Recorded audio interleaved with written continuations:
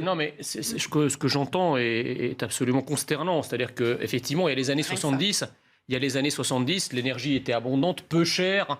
Depuis, je pense que les gens ont quand même évolué dans leur mentalité. Il y a eu une prise de conscience à la fois de la raréfaction des énergies, mais surtout de leur coût. C'est-à-dire vous présentez en fait les choses comme si l'énergie était gratuite et que les gens avaient un droit de tirage presque gratuit sur l'électricité, sur l'eau, sur l'essence, etc.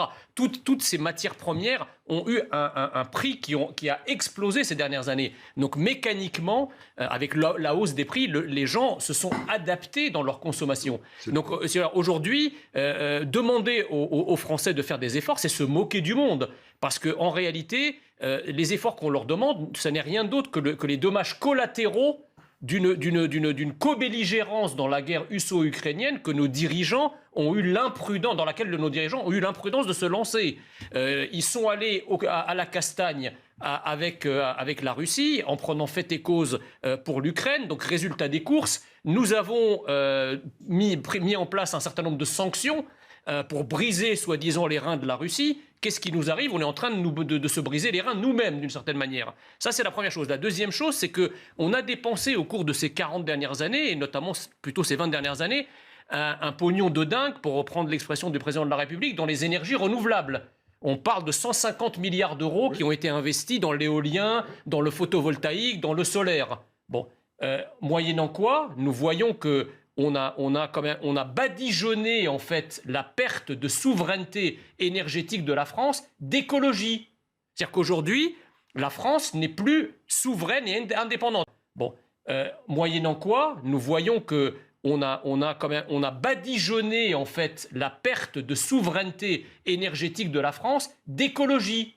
C'est-à-dire qu'aujourd'hui, la France n'est plus souveraine et indépendante. Je me souviens, et vous surtout, Monsieur Chevalet, que le général de Gaulle avait justement travaillé à mettre en place l'énergie nucléaire pour arracher la France à la dépendance énergétique mondiale qui était celle du pétrole à l'époque. Or, nous avons une idéologie mortifère qui a criminalisé le nucléaire. Donc on ne peut pas nous dire d'un côté on ferme Fessenheim, on interdit on bannit le nucléaire petit à petit qui nous permet justement de ne pas faire ces efforts grotesques alors que de toute façon tout le monde économise sur son électricité, sur son charbon, sur son fioul. Ça fait des années et on ne peut pas nous dire fermez Fessenheim, on ferme les centrales nucléaires pour envisager de rallumer Saint-Avold qui tourne au charbon. Enfin, on est chez les fous. Alors, pour reprendre votre premier point, Jean Messia, je vous donne la parole juste après, Michel Chevalet. Pour reprendre votre premier point, selon vous, c'est une façon de se dédouaner finalement, de remettre la responsabilité sur les Français? Bien sûr, quand on va dans une guerre, il faut d'abord mesurer ses forces et mesurer ce qu'on peut faire et ne pas faire et mesurer les conséquences de la guerre qu'on va mener sur ses propres troupes. Or, je crains qu'il y ait eu un choix idéologique, un choix spontané, dont on n'a pas réellement calculé les conséquences, puisque c'est aujourd'hui les Français qui en payent le prix. Beaucoup de pays aujourd'hui où les énergies renouvelables ont une part prépondérante, beaucoup plus importante. En France, on est à moins de 15%. En Allemagne, par exemple. Ils sont aussi. Attendez, l'Allemagne, il n'y a pas pire pays qui dépend de la Russie que l'Allemagne. Alors parlons-en. Absolument. Ils ont d'ailleurs ils ont encore une trop grande dépendance à la Russie. Et au charbon. Ils vont être obligés d'y travailler dans les années à venir, comme tous les Européens d'ailleurs. Je ne comprends pas. Alors, parce que la crise. Vous avez dit que les énergies renouvelables permettaient de créer une souveraineté. Vous parlez que de l'Allemagne. Pas encore assez. Vous dites que l'Allemagne est bien plus importante que nous. Où est leur souveraineté? Nulle part. Mais le problème, si vous voulez, c'est que si on place le terrain sur le domaine de la souveraineté, ce qu'il faut comprendre, c'est qu'on n'est pas plus souverain avec les énergies renouvelables qu'on ne l'est avec le nucléaire. Le nucléaire, on est plus souverain parce qu'on maîtrise la technologie. Donc les centrales sont fabriquées. Les centrales sont fabriquées. Nous avons une filière d'excellence française que nous avons presque inventée, qui s'appelle le nucléaire depuis une cinquantaine d'années. Donc nous importons uniquement des matières premières. C'est en cela, l'uranium en l'occurrence, c'est en cela que nous sommes dépendants. Mais pour les énergies renouvelables, qu'il s'agisse de l'éolien ou des panneaux solaires ou photovoltaïques, c'est fabriqué entièrement à l'étranger. Donc on ne fabrique rien sur place. Une fois qu'ils sont chez nous, on profite de l'énergie qu'ils produisent, mais la technologie elle-même nous échappe, ce qui n'est pas le cas du nucléaire. Jean Messia, est-ce que vous êtes prêt à réduire votre consommation?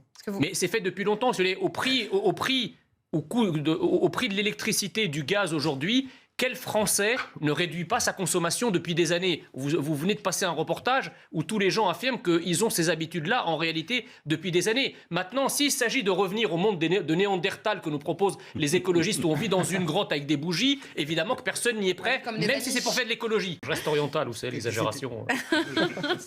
Non, mais en fait, il y a évidemment les raisons qui viennent d'être évoquées, mais qui sont des raisons, je dirais, de court terme, des raisons un peu circonstanciées par rapport à ce qui s'est passé ces derniers mois ou peut-être ces dernières années. Mais il y a aussi des raisons de fond.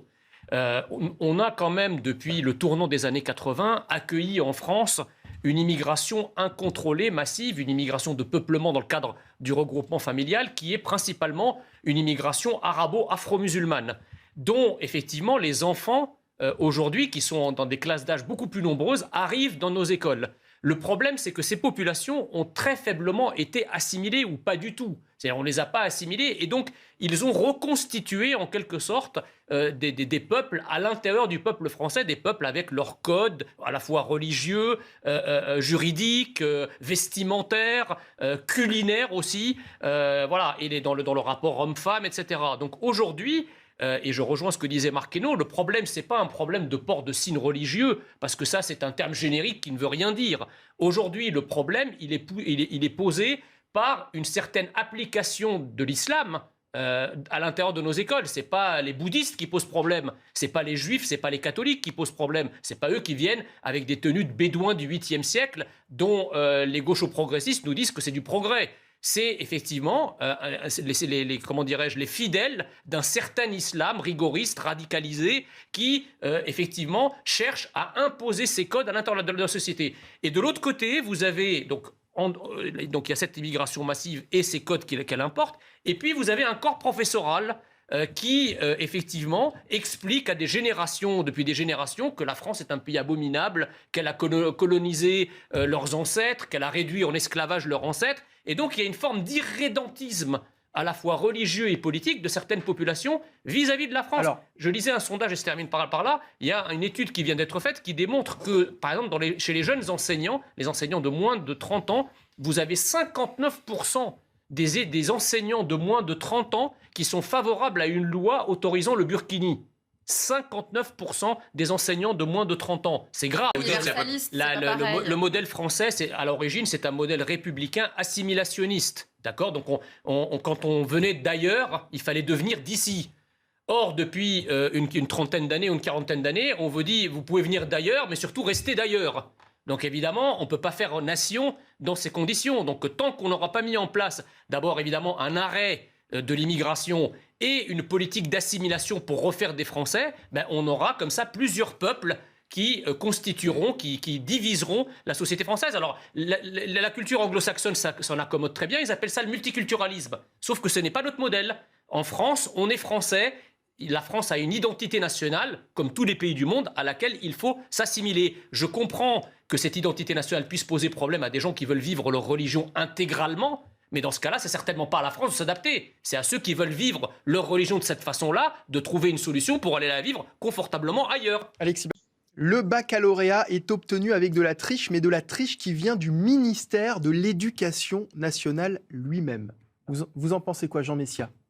Je pense que la copie que M. Chiche a postée ce matin sur son compte Twitter... C'était hier. Ou hier. Elle aurait recueilli 15 ou 16 sur 20 par mon voisin pour ne pas stigmatiser et pour ne pas défavoriser certaines catégories de lycéens. Voilà. On va lui poser la question. Vous auriez mis 15 sur 20, Alexis Bachelay ? Globalement, il y a quand même un problème, c'est que nous avons effectivement une génération qui n'a pas le niveau et à qui on va donner le bac. C'est-à-dire, au lieu de pousser les gens à s'adapter au niveau scolaire qui était celui de l'école il y a une trentaine ou une quarantaine d'années, on a progressivement abaissé le niveau pour abaisser la marche, en quelque sorte, pour faciliter l'intégration scolaire. Mais le problème, c'est que cela a conduit à un gigantesque naufrage, comme en attestent tous les classements de la France dans les concours et dans les compétitions internationales en la matière. Voilà, donc je trouve ça incroyable, si vous voulez, que Emmanuel Macron nous parle de compromis.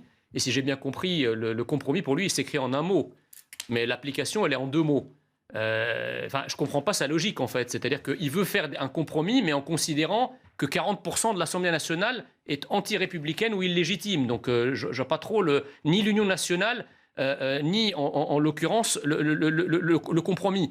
Donc ça paraît quand même, voilà, c'est très étonnant comme manière de faire. Je crains qu'Emmanuel Macron, en fait, n'ait pas vraiment évolué, n'ait pas compris le message que les Français lui ont adressé. Il n'a jamais gouverné. Quand vous parlez, enfin, quand le président parle de parti de gouvernement, est-ce que LREM en 2017 était un parti de gouvernement? Ça n'était pas un parti de gouvernement, pourtant ça gouverne la France depuis 5 ans et on voit, on voit quelle catastrophe c'est. Vous m'avez pas écouté parce que je viens de dire que parti de gouvernement. Ne parlez pas de parti de gouvernement. J'ai parlé de partis avec des valeurs pour gouverner avec nous. C'est ça que je dis. Ne me faites pas dire ce que je n'ai pas dit, monsieur Messia. Marc Hainaut.